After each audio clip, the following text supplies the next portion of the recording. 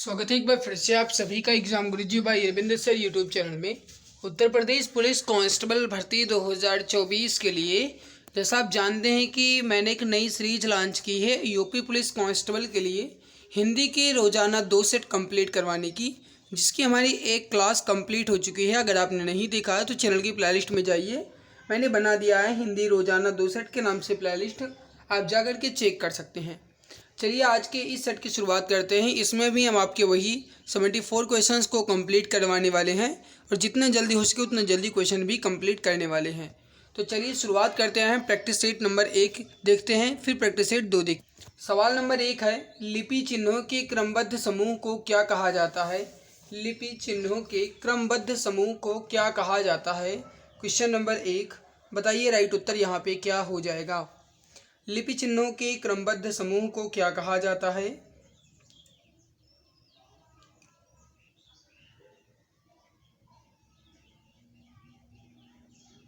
सही उत्तर जो हो जाएगा लिपि चिन्हों के क्रमबद्ध समूह को क्या कहा जाता है? सही उत्तर हो जाएगा आपका डी आंसर, वर्णमाला। हिंदी भाषा की जो सबसे छोटी इकाई होती है ध्वनि, और ध्वनि के जो लिखित रूप होते हैं उन्हें आप कहते हैं वर्ण, और वर्णों के जो क्रमबद्ध समूह होते हैं उन्हें आप कहते हैं वर्णमाला। तो लिपि चिन्हों के क्रमबद्ध समूह को वर्णमाला कहा जाता है। डी उत्तर राइट आंसर हो जाएगा। दूसरा सवाल है, दिए गए वाक्य में उपयुक्त विराम चिन्ह का चयन कीजिए। वाक्य दिया गया है, अनिल घर आया, थोड़ी देर रुका, गैर और चला गया। इसमें आपको बताना है कि कौन सा विराम चिन्ह लगेगा। तो आप यहाँ पे क्या कहेंगे, अनिल घर आया, थोड़ी देर रुका और चला गया। इसमें कौन सा विराम चिन्ह लगेगा? सही उत्तर हो जाएगा यहाँ पे आपका ये लगेगा अल्प विराम। अनिल घर आया के बाद अल्प विराम, थोड़ी देर रुका और चला गया। सी उत्तर आपका राइट हो जाएगा। अगला सवाल है कि संज्ञा का भेद नहीं होता। देखिए, जातिवाचक, भाववाचक, व्यक्तिवाचक होता है, निजवाचक संज्ञा नहीं होता। इनमें से सर्वनाम की उपयुक्त परिभाषा कौन सी होगी? क्वेश्चन नंबर 4 है कि इसमें से सर्वनाम की उपयुक्त परिभाषा कौन सी होगी? सही उत्तर हो जाएगा ऑप्शन सी, संज्ञा के स्थान पे प्रयुक्त होने वाले शब्द को सर्वनाम कहते हैं। सर्वनाम का शाब्दिक अर्थ ही होता है सबका नाम। तो सी आंसर राइट होगा। निम्नलिखित में से कौन सा शब्द विशेषण है? आपको बताना है इसमें से विशेषण शब्द कौन सा है। Question number 5। सही उत्तर जो हो जाएगा आपका ये हो जाएगा आग्नेय। करेक्ट उत्तर हो जाएगा बी उत्तर, आग्नेय। आग्नेय जो है आपका ये विशेषण हो जाएगा, वी आंसर राइट हो जाएगा। क्रिया के रूपांतरण को क्या कहा जाता है? क्रिया के रूपांतरण को क्या कहा जाता है? सही उत्तर जो हो जाएगा आपका ये हो जाएगा वाच्य। करेक्ट उत्तर हो जाएगा सी आंसर। देखिए, क्रिया अगर कहा जाए तो मुख्य रूप से 2 प्रकार की होती है, सकर्मक क्रिया और अकर्मक क्रिया।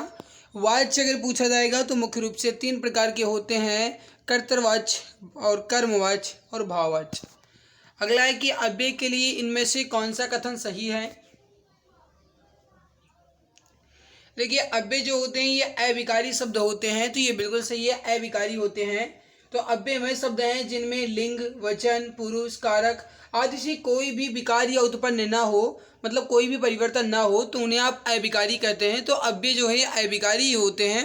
राइट उत्तर हो जाएगा आपका ऑप्शन नंबर ए। दिए गए शब्दों में से कौन सा शब्द एक स्त्रीलिंग नहीं है? तो अब आपको यहाँ पे ये बताना है कि इसमें से किसमें एक स्त्रीलिंग नहीं है, मतलब इसमें जो दिया गया है इसमें आपका पुल्लिंग कौन सा है, ये आपको बताना है। This question is very important guys. बताइए राइट उत्तर यहाँ पे क्या हो जाएगा। स्त्रीलिंग नहीं है ना?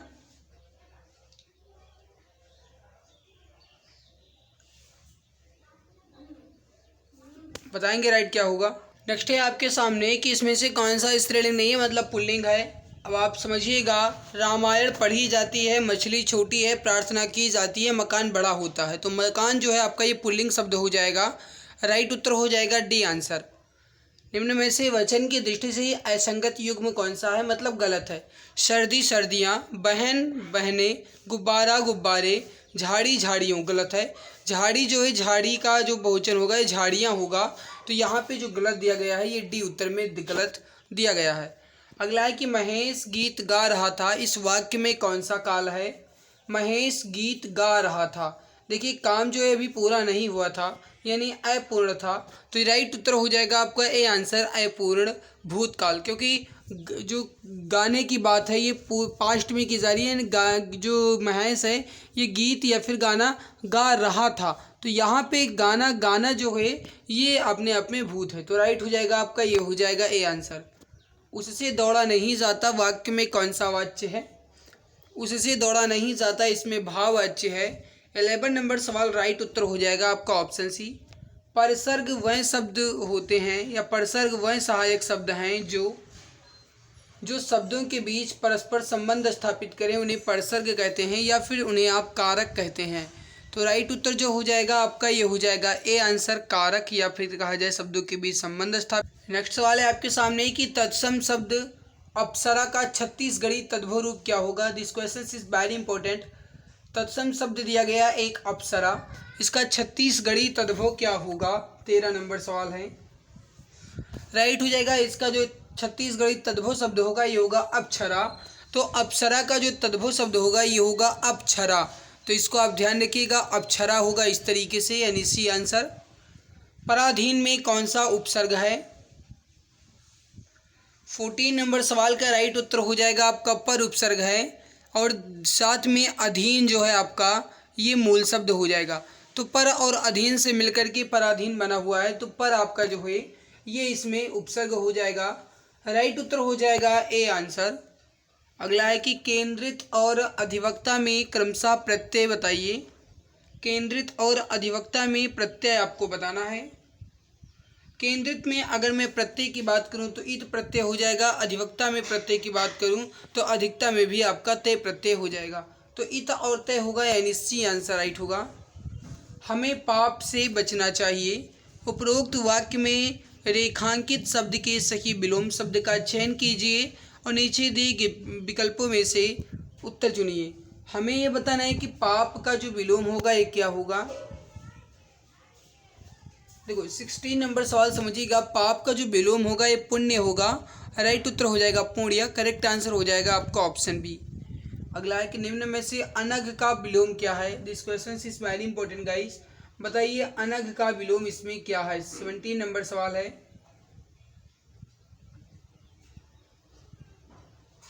राइट उत्तर हो जाएगा अघी। देखिए अनघ का विलोम जो है ये अघी होगा, सही उत्तर हो जाएगा आपका डी आंसर। बाकी अगर मैं यहाँ पे निष्पाप की बात करूँ तो निष्पाप का विलोम हो जाएगा पाप, और यहाँ पे जो दिया गया है कृति के विलोम की बात करूँ तो इसका हो जाएगा अकृति, ये इसका विलोम हो जाएगा। ठीक है, इसको भी आप ध्यान रखिएगा। अगला सवाल है आपके सामने कि दिए गए समानार्थी शब्दों में से उचित शब्द का प्रयोग करके दिए गए वाक्य के रिक्त स्थान की पूर्ति कीजिए। विधानसभा का चुनाव एक निश्चित डैश के लिए होता है। आपको बताना है कि विधानसभा का चुनाव एक निश्चित अवधि के लिए होता है, तो बी उत्तर आपका राइट हो जाएगा। क्या कहोगे आप? विधानसभा का चुनाव एक निश्चित अवधि के लिए होता है, तो राइट उत्तर हो जाएगा बी आंसर। इनमें से अरण्य शब्द का पर्यायवाची शब्द क्या होगा? अरण्य शब्द का पर्यायवाची शब्द क्या होगा? देखिए अरण्य का मतलब जो होता है ये होता है जंगल, और अगर मैं अरण्य के पर्यायवाची की बात करूं तो आपका कांतार यहाँ पे राइट होगा, सी आंसर राइट आंसर हो जाएगा। इसके अलावा अगर कहा जाए तो वन, कानन, विपिन, बिटप, ये सभी जो है ये अरण्य के ही पर्यायवाची हैं, कांतार के ही पर्यायवाची हैं, सी आंसर राइट आंसर होगा। इसमें से क्या मान का अर्थ नहीं है? देखिए मान का अर्थ इसमें नहीं है, ये आपको बताना है। Question number 20। अब देखिए अगर मैं यहाँ पे बात करूँ तो मान का अर्थ क्या होता है बताइए? मान का मतलब यानी कि इज्जत करता, कहते हैं ना भाई मैं यहाँ पे गवा तो वहाँ पे उन सभी लोगों ना मान सम्मान करा, तो यहाँ पे मान सम्मान किया, यानी मान और सम्मान, यानी मान तो आपका इज्जत हो जाएगा। अभिमान भाई उनके अंदर अभिमान है, सम्मान है, ये सब सही है। श्रेष्ठ जो है ये मान का अर्थ नहीं होता, तो यहाँ पे श्रेष्ठ आपका जो है ये बिल्कुल सही आंसर हो जाएगा। ठीक है, अगर मैं श्रेष्ठ की बात करूं तो श्रेष्ठ के लिए आपको होगी गुरु, गुरु शब्द जो है ये आपका श्रेष्ठ का होगा। ठीक है, बढ़ते हैं अगले सवाल की तरफ। आगे बढ़ते हैं। अगला सवाल है कि अभय उभय के समरूपी भिन्नार्थक क्या होंगे। क्वेश्चन नंबर 21 जो है आपका ये इंपॉर्टेंट है। बताइए राइट उत्तर यहाँ पे क्या हो जाएगा।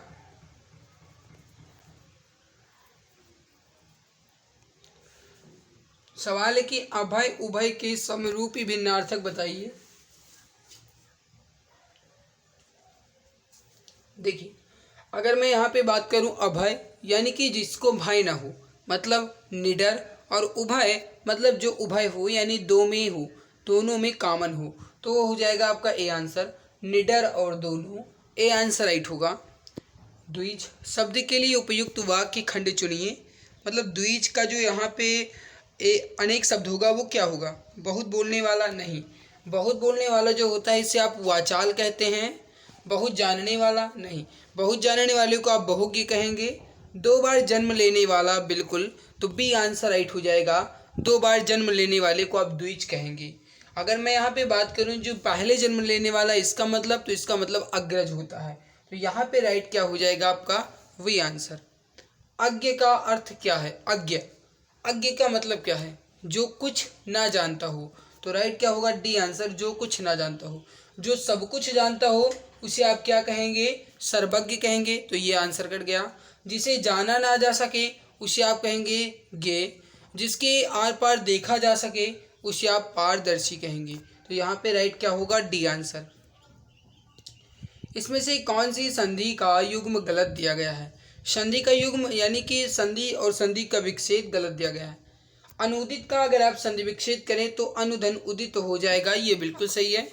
अवनींद्र का अवनिधन इंद्र हो जाएगा, ये आपका जो है बिल्कुल सही है। श्रद्धानंद का हो जाएगा श्रद्धा और आनंद में अगर मैं बात करूं तो ये गलत लग रहा है। इसका शुद्ध रूप जो होगा श्रद्धा आनंद, श्रद्धा और आनंद, बिल्कुल। यहाँ पे ये श्रद्धा का श्रद्धा होगा, श्रद्ध कोई शब्द नहीं होता, तो यहाँ पे ये श्रद्धा ही होना चाहिए था। श्रद्धा धन आनंद, ये इस तरीके से होगा, तब इसका राइट उत्तर होगा। तो यहाँ पे ये आपका सी आंसर गलत दिया गया है। भू उद्धार में भू और उद्धार ये भी सही है, तो सी आंसर गलत आंसर हो जाएगा। तो जो भी यहाँ पे ऑप्शन सी बता रहे हैं बिल्कुल सही आंसर हो जाएगा। बाकी अगर मैं बात करूँ ये श्रद्धानंद, ये किसका उदाहरण है, तो ये दीर्घ संधि का है, इसको भी ध्यान रखिएगा। अगला सवाल क्वेश्चन नंबर 25 देखते हैं। सवाल नंबर 25 है कि यथोचित किस समास का उदाहरण है। आपको ये बताना है कि यथोचित किस समास का उदाहरण है। सही उत्तर हो जाएगा अव्ययी भाव, ऑप्शन बी करेक्ट आंसर हो जाएगा। जैसे अगर यहाँ पे यथा शब्द लग जाता है तो आप उसे अव्ययी भाव समास में ही रखेंगे। जैसे अगर कहा जाए यथामति, यथारूप, यथोचित, ये सब आपके जो हैं किसके पर्यायवाची, इसे किसके शब्द होते हैं, तो अव्ययी भाव के। इसके अलावा अगर कहा जाए यथावत, प्रति लग जाए प्रतिदिन, प्रति माह और आजन्म, यानी आगे अगर कोई अव्यय पद लगा है तो आप उसे अव्ययी भाव में ही रखेंगे, तो बी उत्तर राइट हो जाएगा। हमारे देश में आयात निर्यात काफ़ी होता है, इस वाक्य को शुद्ध करके लिखिए। हमारे देश में आयात निर्यात काफ़ी होता है, इस वाक्य को शुद्ध करके लिखिए। 26 नंबर सवाल देखिए, हमारे देश में आयात निर्यात काफ़ी होता है, ये आपका बिल्कुल सही है, ए आंसर ही राइट होगा। यहाँ पे इससे लिखा था, हमने ध्यान नहीं दिया, हमने सही पढ़ लिया वैसे भी, तो राइट उत्तर हो जाएगा ए आंसर। हमारे देश में आयात निर्यात काफ़ी होता है, बिल्कुल सही है। अस्थाई भाव के उत्पत्ति के कारण को क्या कहते हैं। अस्थाई भाव के उत्पत्ति के कारण को क्या कहते हैं।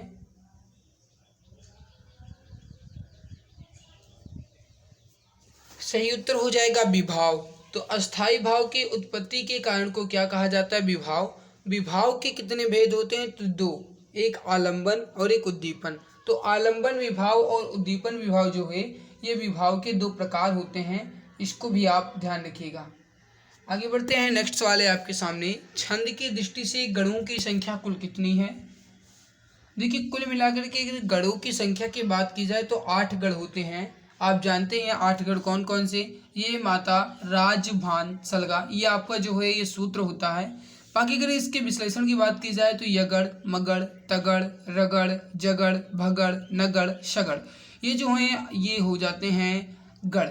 तो कुल मिलाकर के छंदों में 8 गण दिए गए हैं, सी आंसर राइट होगा। जिस पंक्ति या जिन पंक्तियों के अंत में एक ही वर्ण और एक ही स्वर की आवृत्ति होती है, वहाँ कौन सा अलंकार होता है। सवाल सीधे और साफ शब्दों में लिखा गया है, जिन पंक्तियों के अंत में।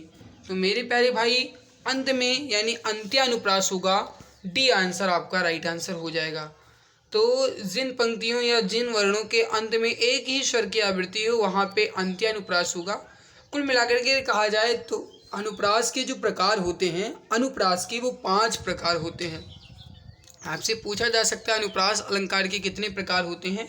तो अनुप्रास अलंकार के 5 प्रकार होते हैं, छेकानुप्रास, वृत्त्यानुप्रास, लाटानुप्रास, अंत्यानुप्रास और श्रुत्यानुप्रास। ये ध्यान रखिएगा। इनमें से किस शब्द का आरंभ नहीं होता, किस शब्द से आरंभ नहीं होता, या फिर किससे शब्द आरंभ नहीं होता। देखिए फ से अगर आप कोई शब्द बनाएंगे तो बिल्कुल बन जाएगा, जैसे फ से फारसी बन गया, ये तो बिल्कुल है। ड से अगर आप कोई शब्द बनाएंगे, जैसे ड से अगर आप बनाओ तो ड से डमरू भी बन सकता है, ज से तो जहाज भी बन सकता है, लेकिन ड़ से कोई शब्द नहीं बन सकता ना, बिल्कुल। तो वी उत्तर हो जाएगा आप कड़ा जो है, इससे कोई भी शब्द नहीं बन सकता। गूंगे का गुण इस लोकोक्ति का अर्थ क्या है। गूंगे का गुण इस लोकोक्ति का अर्थ क्या है। तो इसका मतलब है कि अवर्णनीय सुख, यानी कि वो सुख जिसका कोई वर्णन ना कर सके। भाई देखो, अगर वो गूंगा है तो उसको आप कोई भी गुड़ खिला दो, वो थोड़ी बता पाएगा कि मीठा है कि खट्टा है, नहीं बता पाएगा ना। तो बिल्कुल तो वही है कि अवर्णनीय सुख, यानी जिसका वर्णन ही ना किया जा सके, वे उत्तर राइट होगा। धोबी का कुत्ता न घर का न घाट का, लोकोक्ति का अर्थ क्या है। धोबी का कुत्ता न घर का न घाट का, मतलब कहीं भी ठौर ठिकाना ना होना, डी उत्तर राइट होगा। अगला है, हिंदी साहित्य की भूमिका के लेखक कौन है। 33 नंबर सवाल है, हिंदी साहित्य की भूमिका के लेखक कौन है। सही उत्तर हो जाएगा आपका हजारी प्रसाद द्विवेदी। सही उत्तर हो जाएगा आपका हजारी प्रसाद द्विवेदी, यानी सी आंसर राइट आंसर हो जाएगा। बाकी अगर मैं रामचंद्र शुक्ल की बात करूँ तो इन्होंने हिंदी साहित्य का इतिहास लिखा है। तो हिंदी साहित्य का इतिहास जो है रामचंद्र शुक्ल द्वारा लिखा गया है। चिंतामणि भी इन्होंने ही लिखा है, हिंदी शब्द सागर भी इन्होंने ही लिखा है। रामकुमार वर्मा की बात करूँ तो ये एकांकी के लिए ज़्यादा जाने जाते हैं। साथ में अंजलि, अभिशाप, निशीथ, चित्तौड़, पिता, ये सब जो है ये इनकी ही एकांकियाँ हैं, डॉक्टर रामकुमार वर्मा की। दीपदान भी इन्हीं का है। रामविलास शर्मा की बात करें तो प्रेमचंद और उनका युग, ये काफ़ी इंपॉर्टेंट इनकी रचना है। भाषा, साहित्य और संस्कृति, ये भी इन्हीं का है। भाषा और समाज, प्रगति, परंपरा, ये सब रामविलास शर्मा की ही हैं। तो ये भी आप ध्यान रखिएगा। दिया गया है गद्यांश, गद्यांश को पढ़ करके सवाल का उत्तर देना है। तो मैं एक बार गद्यांश को जल्दी से पढ़ देता हूँ।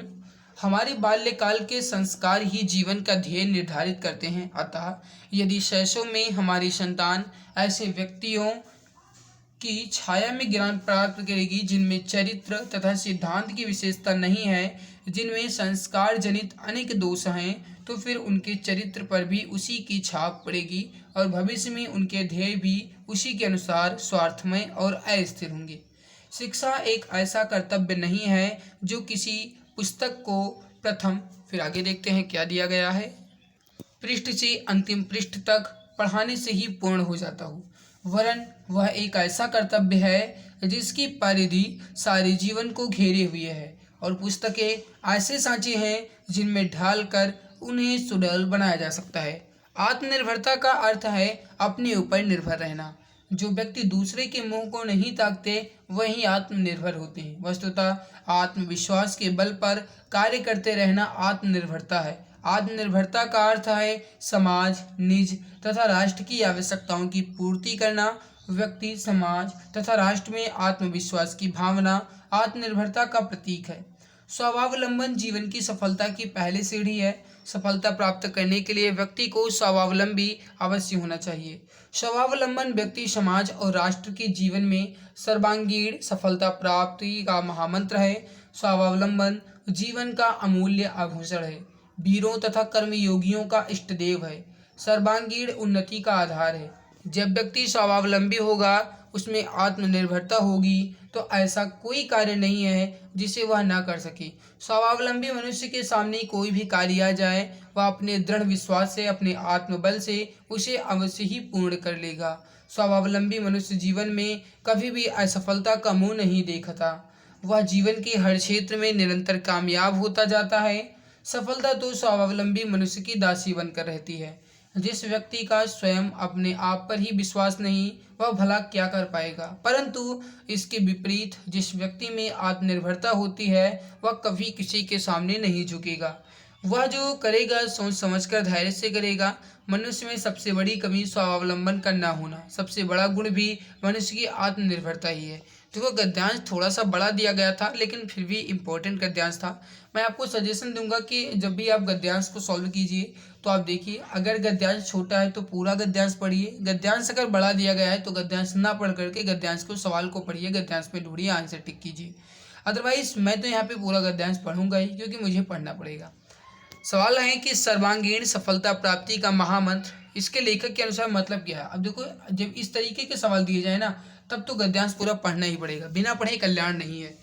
तो सर्वांगीण सफलता प्राप्ति का महामंत्र, ये लेखक के अनुसार इसका मतलब क्या है। मतलब यही है कि आत्मनिर्भरता और आत्मबल। तो सही उत्तर जो हो जाएगा आपका, ये हो जाएगा सी आंसर। अगला सवाल है कि स्वार्थमय तथा अस्थिर शब्दों के विलोम रूप क्रमशः किस विकल्प में है। स्वार्थमय और अस्थिर, इसके विलोम आपको बताना है। स्वार्थमय यानी कि जिसके अंदर स्वार्थ भरा हो। अब उसका अगर आप विलोम निकालोगे तो क्या निकलेगा, स्वार्थ का विलोम निकलेगा निस्वार्थ। तो स्वार्थ का विलोम क्या होगा, निस्वार्थ होगा। और अस्थिर यानी कि जो स्थिर ना हो, उसका निकलेगा गतिहीन। तो यहाँ पे अगर मैं बात करूँ तो ये होगा डी आंसर। नेक्स्ट है सफलता, कार्य और आत्मनिर्भरता शब्दों के लिंग क्या हैं। देखो सफलता जो है ये प्राप्त होती है, या सफलता कदम चूमती है, तो आप कहेंगे वो जो है आपका ये स्त्रीलिंग हो जाएगा। तो पहला ऑप्शन तो पूरी तरीके से कट गया। कार्य जो है किया जाता है, और आत्मनिर्भरता जो है ये होता है। कहते हैं ना कि उनके अंदर आत्मनिर्भरता हुई, तो आप क्या कहेंगे यहाँ पे, स्त्रीलिंग, पुल्लिंग एंड पुल्लिंग। तो राइट उत्तर हो जाएगा आपका, ये हो जाएगा बी आंसर। जीवन की सफलता की पहली सीढ़ी कौन सी है। जस्ट अभी आपने पढ़ा कि जीवन की सफलता की पहली सीढ़ी जो है वही है कि अपने आप को आत्मनिर्भर बनाना। तो यही हो जाएगा आत्मनिर्भर बनना। ए आंसर आपका राइट आंसर यहाँ पे हो जाएगा। सो गाइज यहाँ पे आपका सेट नंबर 1 जो है कंप्लीट हुआ, जिसमें हमने 37 क्वेश्चंस को अच्छे से कंप्लीट कर लिया।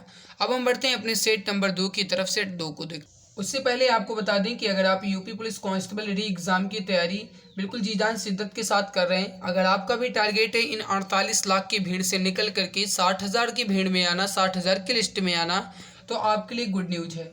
यूपी पुलिस कांस्टेबल री एग्ज़ाम के लिए एक रामबाण ई बुक लाई गई है, जिसमें पूरा सिलेबस अच्छे से कवर किया गया है। GK, UP GK, Hindi, math, reasoning पूरा कंप्लीट आपको मिल रहा है। ई बुक इमेज और कलरफुल के साथ मिल रही है। दाम इसका 99 रुपये है, लेकिन अभी के लिए इस पर 60% का डिस्काउंट चल रहा है, तो ये आपको मात्र 39 रुपये की मिल रही है। तो देरी किस बात की, अगर आपको लेना है तो आप इस दिए गए व्हाट्सएप नंबर 8948667652 इस पर आपको व्हाट्सएप करना है। यहाँ से आपको ये बुक मिल जाएगी। बाकी अगर आप इसका डेमो पेज देखना चाहते हैं तो दिखा देता हूँ। तो एक बार आप यहाँ पर इस ई बुक का डेमो पेज देख लीजिए, कितने बेहतरीन तरीके से, कितनी लाजवाब कंटेंट के साथ इमेज और कलरफुल बनाई गई है।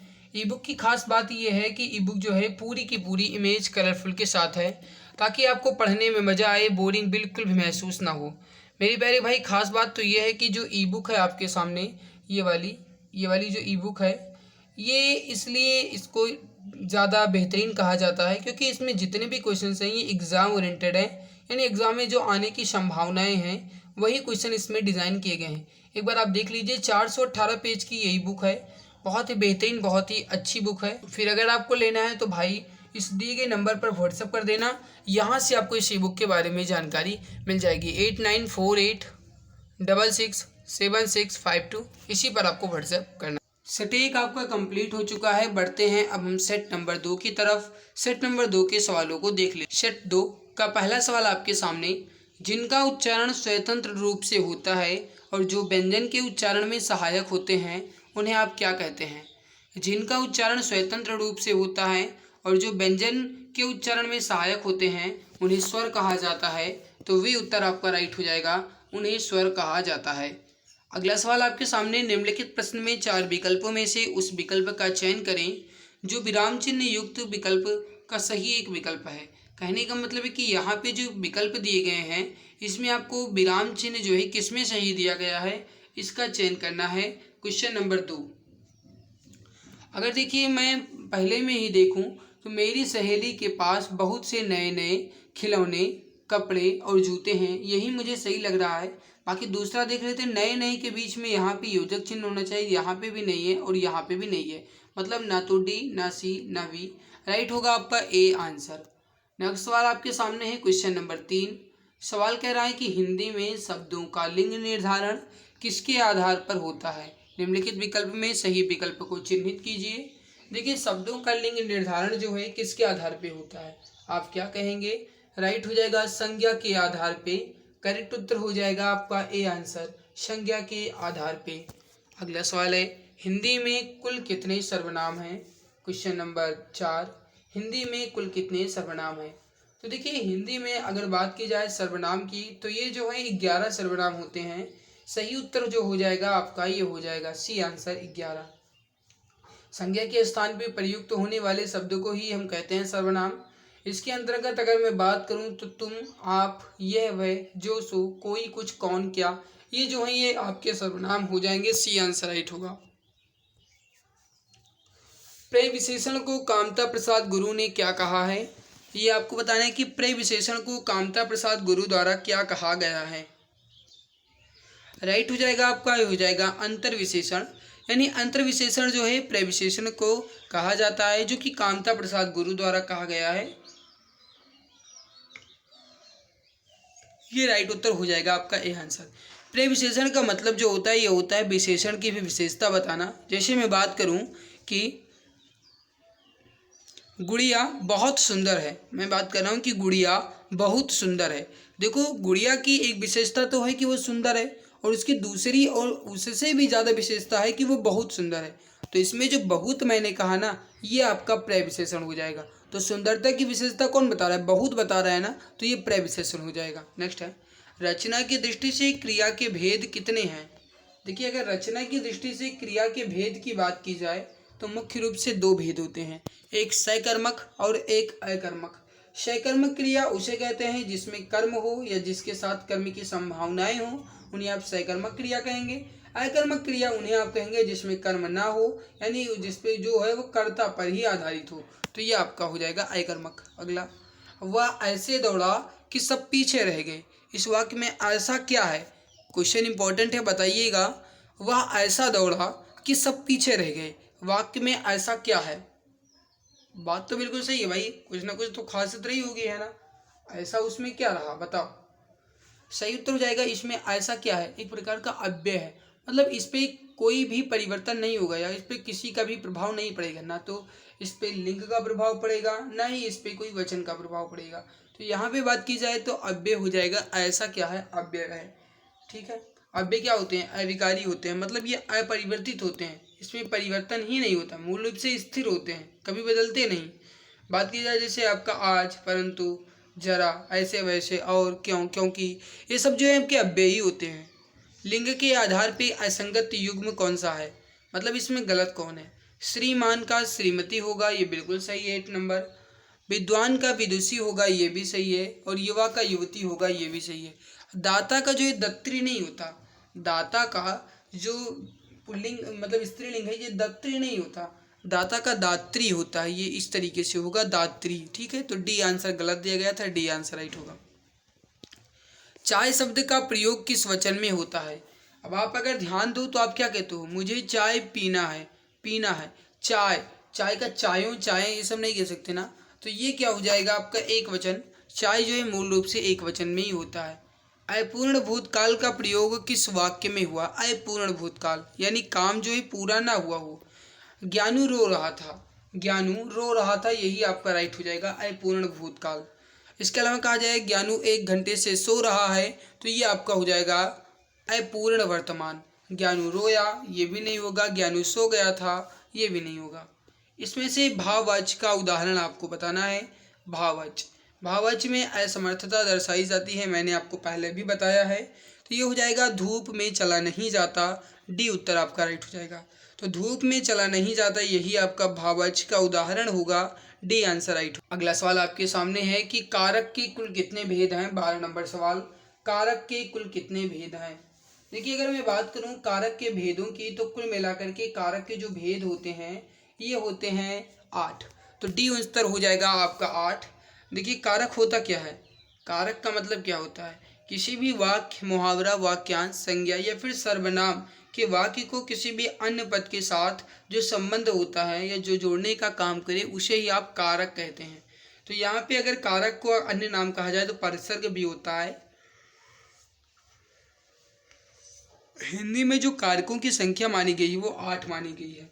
कौन कौन से, तो कर्ता कारक, कर्म कारक, करण कारक, संप्रदान कारक, अपादान कारक, संबंध कारक, अधिकरण कारक और लास्ट वाला संबोधन कारक।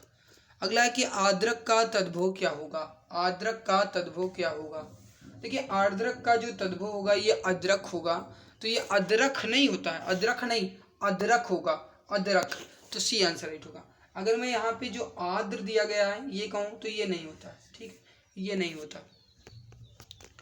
अगला है कि अनुगामी शब्द में कौन सा उपसर्ग है, उपसर्ग हमसे पूछ रहा है। अनुगामी में अगर मैं यहाँ पे उपसर्ग की बात करूँ तो अनु उपसर्ग हो जाएगा, यानी सी आंसर राइट होगा।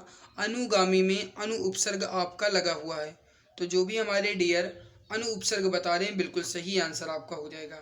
भाई अगर कोई आपके लिए मेहनत कर रहा है तो इतनी जिम्मेदारी आपकी बनती है कि आप उसकी मेहनत को और भी ज़्यादा उसे ऊर्जा देने की कोशिश करो।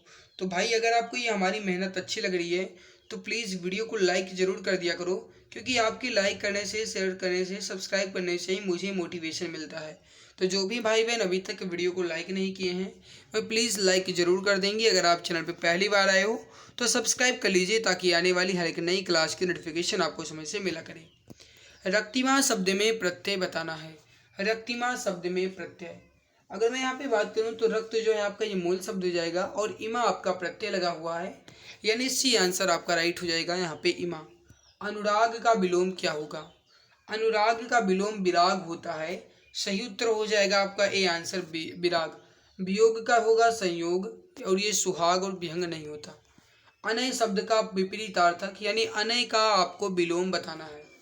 अनय का विलोम क्या होगा, अनय का विलोम नय होगा, सी आंसर राइट होगा। अनय का विलोम नय हो जाएगा। आदि का कहूँ तो आदि का विलोम अंत होता है, ऊपरी का अध हो जाएगा और अनघ का अघ हो जाएगा। दिए गए विकल्पों में से कौन सा शब्द निम्नलिखित वाक्य में रेखांकित शब्द का पर्यायवाची नहीं है, मतलब पास का पर्यायवाची इसमें आपको बताना है कि किसमें नहीं दिया गया है, बताइएगा। माफ़ कीजिएगा भाई, माता जी का फ़ोन आ गया था। हाँ तो सवाल हम कहाँ पे थे, ये आपको बताना है कि पास का विलोम पास का पर्यायवाची किसमें नहीं है, मतलब ना हो, यानी किसमें नहीं दिया गया है। देखो पास का मतलब निकट भी होता है, समीप भी होता है, सन्निकट भी होता है, दूर नहीं होता ना, तो सी आंसर राइट होगा। आडंबर का पर्यायवाची शब्द नहीं है, आपको बताना है कि किसमें आडंबर का पर्यायवाची नहीं है। 19 नंबर सवाल। देखो आडंबर का मतलब होता है ढोंग, पाखंड, ढकोसला। अभी आपने देखा है कि एक बाबा वायरल हैं, भोले बाबा नाम से कुछ है, उनका नाम साकार हरि ऐसा ऐसा कुछ है, याद नहीं है, वो क्या, वो यही सब है ना, आडंबर, ढोंग, पाखंड, ढकोसला। जो अंधभक्त है ना वो अभी भी उनको भक्त बता रहे हैं, परमात्मा बता रहे हैं। भाई अगर वो परमात्मा होते तो इतने लोगों की जान क्यों जाती, बात तो यही है ना। तो यहाँ पे जो ये आडंबर का पर्यायवाची इसमें नहीं है, तो दर्प नहीं है, दर्प जो ये आडंबर का पर्यायवाची नहीं होता मेरे भाई, ठीक है, इसको आप ध्यान रखिएगा। ओके, दर्प किसका होता, कहा जाए तो अभिमान, या फिर कहा जाए अहंकार, घमंड, ये सब दर्प के पर्यायवाची होते हैं। निम्नलिखित में से कौन सा शब्द अनेकार्थी शब्द है, अनेकार्थी शब्द इसमें कौन सा है, अनेकार्थी। 20 नंबर सवाल। अनेकार्थी की बात की जाए तो यहाँ पे आपका जो अनेकार्थी शब्द है ये बेला हो जाएगा, बेला आपका अनेकार्थी हो जाएगा। इसके अनेकार्थी क्या क्या होते हैं, जैसे बेला का मतलब समय भी होता है, जैसे कहते हैं ना कि मैं दूसरी बेला में आऊँगा, यानी दूसरी बेला का मतलब ही होता है शाम को। तो बेला का मतलब आपका जैसे अनेकार्थी कहा जाए तो समय हो गया, बेला एक प्रकार का फूल भी है। बेला का कहा जाए तो दूसरा कटोरा भी होता है, लहर भी होता है, ये सब जो इसके अनेकार्थी शब्द होते हैं। तो बी आंसर राइट होगा। दिए गए शब्द युग्म का सही अर्थभेद नहीं है, इसमें कौन सा गलत दिया गया, शब्द युग्म में दिया गया फिर अर्थभेद दिया गया। अनिल का मतलब हवा होता है और अनिल का मतलब आग होता है, ये बिल्कुल सही दिया गया है, ए आंसर तो बिल्कुल सही है। अंश का मतलब हिस्सा और अंश का मतलब कंधा, ये भी सही है। अपेक्षा का मतलब आशा और उपेक्षा का मतलब निरादर करना, यानी उनका आदर ना करना, तो ये भी है। अवलंब का अधर और अविलंब का विलोकित, ये गलत दिया गया है। क्योंकि आप एक बात अच्छे से जानते हो कि अवलंब का जो मतलब होता है ये सहारा होता है, यानी किसी का सहारा मिल जाना, उन्हें ही आप कहेंगे अवलंब। और अविलंब का मतलब है कि बहुत शीघ्र यानी जल्दी, तुरंत, तो ये विलोकित नहीं होगा। तो डी आंसर गलत दिया गया था। निम्न वाक्यांश के लिए एक सही शब्द का चयन कीजिए और उसके बाद आपको बताना है सही उत्तर क्या होगा। वाक्यांश है कि परलोक से संबंध रखने वाला, इसके लिए एक शब्द क्या होगा? परलोक से संबंध रखने वाला, परलोक से संबंध रखने वाला पारलौकिक होगा। डी उत्तर आपका राइट हो जाएगा, पारलौकिक।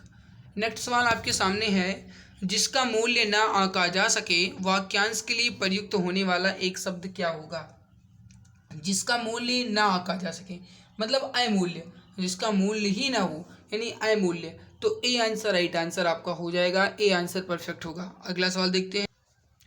अगला सवाल आपके सामने है। सवाल कह रहा है 24 नंबर है। सवाल है कि यदि अ या आ के बाद ई या ई आए तो दोनों मिलकर ए हो जाते हैं, ये किस संधि का नियम है? 24 नंबर सवाल अगर आप देखो तो राइट उत्तर हो जाएगा आपका गुण स्वर संधि, यानी ए और आ, ई और ई। अगर ए और आ मिल, देखिए अब समझिए, मैं आपको समझा ही दूँ। देखिए अगर आ और ई मिलते हैं तो आपका ए होता है, और आ और ई मिलते हैं तो भी आपका ए ही होता है। तो यहाँ पे गुण स्वर संधि होगा, सी आंसर राइट होगा। नेक्स्ट, अगर इसके अलावा अगर मैं बात करूँ तो जैसे देवेंद्र हो गया, ये आपका जो है ये इसी का है। देवेंद्र में अगर आप इसका निकालो तो मैं समझा देता हूँ। देवेंद्र में अगर आप निकालो तो ये क्या होगा आपका? देव धन इंद्र, ये आपका विच्छेद निकलेगा। अगर देव में अगर आप देखो तो इसमें अ आपका लगा हुआ है व में, क्योंकि कोई भी शब्द ना हो या कोई भी वर्ण ना हो तो पीछे अ उपसर्ग माना जाता है, छोटा है। और इसके अलावा छोटी ई, तो अ और ई मिलकर के क्या बनाएंगे आपका? आ और ई मिलकर के ही आपका ए बनाएंगे, तभी तो आपका यहाँ पे देवेंद्र पे एक ही मात्रा लगेगी, देवेंद्र पे एक ही मात्रा तभी लग पाएगी। तो ये आपका जो है ये ही है। ठीक है, आगे बढ़ते हैं। अपाद मस्तक किस समास का उदाहरण है? अपाद मस्तक किस का समास का उदाहरण है? अपाद मस्तक का मतलब क्या होता है? पाद से लेकर मस्तक तक, यानी पाद का मतलब है नीचे पैर, पैर से लेकर के मस्तक तक। तो यहाँ पे क्या होगा? अपाद मस्तक में अव्ययी भाव, वी आंसर आपका राइट उत्तर हो जाएगा, अव्ययी भाव समास। अगला है कि वर्तनी की दृष्टि से अशुद्ध वाक्य का चयन कीजिए, मतलब इसमें गलत कौन सा दिया गया है, वो भी वर्तनी की दृष्टि से। 26 नंबर सवाल आप बताएंगे। राइट उत्तर यहाँ पे क्या हो जाएगा? वर्तनी की दृष्टि से अशुद्ध। देखिए यदि इसकी तलाशी लोगे तो घड़ी मिल जाएगी, तलाशी ये सही है बिल्कुल। स्वस्थ रहने वाले लोगों को वैद्य के पास नहीं जाना पड़ता, ये भी सही है। वह इनकार कर देने का परिणाम जानता है, वह इनकार और परिणाम, ये भी सही है। यौवन वह काल है जब चरित्र का निर्माण होता है, निर्माण नहीं निर्माण होगा, यही आपका गलत दिया गया है। तो यहाँ पे निर्माण ना होकर के निर्माण होना चाहिए था, तो यहाँ पे डी आंसर आपका गलत है। रस के अवयवों की कुल संख्या कितनी होती है? अवयव पूछ रहा है। रस के कुल मिलाकर के 4 अवयव होते हैं, कौन कौन? तो विभाव, अनुभाव, अस्थाई भाव, साथ में संचारी या फिर व्यभिचारी भाव। कहते हैं ना, विभाव, अनुभाव, अस्थाई भाव, संचारी भाव। तो ये आपके 4 अवयव होते हैं। सही उत्तर जो हो जाएगा आपका ये हो जाएगा ऑप्शन बी। अगला सवाल है आपके सामने कि अनुष्टुप क्या है? अनुष्टुप क्या है? 28 नंबर सवाल है, अनुष्टुप क्या है? तो सही उत्तर जो हो जाएगा आपका ये हो जाएगा एक प्रकार का छंद है। अनुष्टुप जो एक प्रकार का छंद है। हालांकि अनुष्टुप जो है ये एक वैदिक संस्कृति का प्रमुख छंद माना जाता है, और इसके छंद की बात की जाए तो ये गायत्री एवं जगती इसके भी प्रमुख छंद है, इसको भी ध्यान रखिएगा। तुलसीदास सीदत निस दिन देखत तुम्हारे निठुराई, इसमें कौन सा अलंकार है? तुलसीदास सीदत निस दिन देखत तुम्हारे निठुराई, इसमें कौन सा अलंकार है? देखो अनुप्रास अलंकार है, ये तो सभी जानते हैं, लेकिन अनुप्रास का भी कौन सा भेद है ये आपको बताना है। 29 नंबर सवाल। राइट उत्तर जो हो जाएगा आपका ये हो जाएगा श्रुत्य अनुप्रास। यहाँ पे क्या हो जाएगा आपका? श्रुत्य अनुप्रास। अगर मैं यहाँ पे बात करूँ तो आपका देखो त, द और न, यानी इसमें त और इसके अलावा द और इसके अलावा कहा जाए तो न, ये जो है आपका ये जो है ये आपके वर्ण की आवृत्ति हो रही है। और जब किसी भी पद में एक ही उच्चारण स्थान वाले वर्ण की बार बार आवृत्ति हो, जैसे त थ द ध न, ये आपके ता वर्ग में ही आते हैं। तो जब एक ही उच्चारण स्थान वाले वर्ण की बार बार आवृत्ति हो तो उन्हें आप श्रुत्यानुप्रास कहेंगे, यानी जो सुनने में अत्यंत प्रिय लगे उन्हें आप श्रुत्यानुप्रास कहेंगे। तो यहाँ पे क्या हो जाएगा, ए आंसर आपका राइट आंसर हो जाएगा। बात समझ में आ गई। आगे बढ़ते हैं। अगला है कि छठा विश्व हिंदी सम्मेलन कहाँ संपन्न हुआ था। 30 नंबर सवाल है, छठा विश्व हिंदी सम्मेलन कहाँ संपन्न हुआ था। देखिए, जो विश्व हिंदी सम्मेलन है ये हिंदी भाषा का सबसे बड़ा और सबसे अंतर्राष्ट्रीय सम्मेलन माना जाता है। पहला विश्व हिंदी सम्मेलन जो है ये 10 जनवरी 1975 को भारत के नागपुर में हुआ था। और जो छठा सम्मेलन हुआ था ये लंदन ब्रिटेन में हुआ था। तो डी उत्तर राइट होगा। आगे नाथ न पीछे पगहा लोकोक्ति का अर्थ क्या होगा। आगे नाथ न पीछे पगहा, इस लोकोक्ति का मतलब क्या है। 31 नंबर सवाल, मतलब किसी भी तरह की कोई जिम्मेदारी ना होना, यही आपका राइट होगा। सी आंसर राइट हो जाएगा, किसी तरह की जिम्मेदारी का ना होना। बूंद बूंद से घट भरे डैश, सही विकल्प का चयन करके लोकोक्ति को पूरी कीजिए। कहते हैं ना, आपने पढ़ा भी होगा, बूंद बूंद से घट भरे टपकत रीतो होय। यहाँ पे क्या होगा आपका ए आंसर बिल्कुल सही आंसर हो जाएगा। तो यहाँ पे ए आंसर परफेक्ट आंसर हो जाएगा। मतलब इसका क्या है कि थोड़ा थोड़ा कार्य करने से बड़े कार्य पूरे हो जाते हैं, और जबकि थोड़ी थोड़ी हानि होने से पूरा काम भी बिगड़ जाता है। तो यही आपका राइट होगा ए आंसर। तो बूंद बूंद से घट भरी का मतलब क्या है, थोड़ा काम करने से, थोड़ा थोड़ा करने से बहुत बड़ा काम पूरा कर सकते हैं। और टपकत रीतो होई का मतलब है कि अगर थोड़ा थोड़ा टपक रहा है तो उसे पूरा का पूरा वो घड़ा जो है खाली हो जाएगा। मतलब अगर थोड़ी हानि हो रही है तो उससे बड़ी भी हानि हो सकती है, इसका मतलब ये है। आदिकाल का संभावित समयारंभ कौन सा है। मैंने शायद आपको 2-3 दिन पहले बताया भी था। आदिकाल का जो संभावित काल होता है ये 1050 विक्रम संवत है। डी उत्तर राइट हो जाएगा। समझिए, फिर से समझ लीजिएगा। अगर मैं आदिकाल की समयकाल की बात करूं रामचंद्र शुक्ल के अनुसार, तो आदिकाल का जो समयकाल है ये 1050 से 1375 है, वीरगाथा काल से लेकर के। और अगर मैं बात करूं भक्ति काल का समय, तो भक्ति काल का जो समय है ये 1375 से लेकर के 1700 के बीच है। और भक्ति काल को पूर्व मध्यकाल कहा गया है आचार्य रामचंद्र शुक्ल द्वारा। रीत काल की बात करूं तो रीत काल जो है 1700 से लेकर 1900 के बीच है। और रीत काल को उत्तर मध्यकाल कहा गया है आचार्य रामचंद्र शुक्ल द्वारा। अगर गद्य काल की बात की जाए तो 1900 से लेकर के 1984 के बीच को गद्य काल कहा जाता है। और इस गद्य काल को आधुनिक काल कहा गया है आचार्य रामचंद्र शुक्ल द्वारा। तो ये मैंने आपको कुछ इंपॉर्टेंट पॉइंट्स बता दिए हैं। एक बार गद्यांश दिया गया, इस गद्यांश को पढ़ते हैं, उसके बाद गद्यांश से रिलेटेड सवाल को हल करते हैं। गद्यांश में क्या कहा गया है। मृत्युंजय और संघमित्र की मित्रता पाटलिपुत्र के जन जन की जानी बात थी। मृत्युंजय जन जन द्वारा धन्वंतरी की उपाधि से विभूषित वैद्य थे और संघमित्र समस्त उपाधियों से विमुक्त भिक्षु।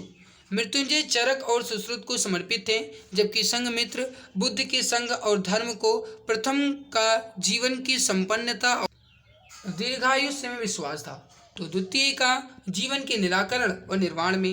ये शायद गद्यांश जो है आपका ये पीईटी में पूछा गया था, क्योंकि मैंने बहुत पहले पढ़ाया था तब बच्चों ने कहा था कि सर ये पेट में आया था। तो ये मुझे कुछ याद आ रहा है कि शायद पीईटी में पूछा गया था 2023 वाले में, कि शायद 23 वाले में ही शायद पूछा गया था।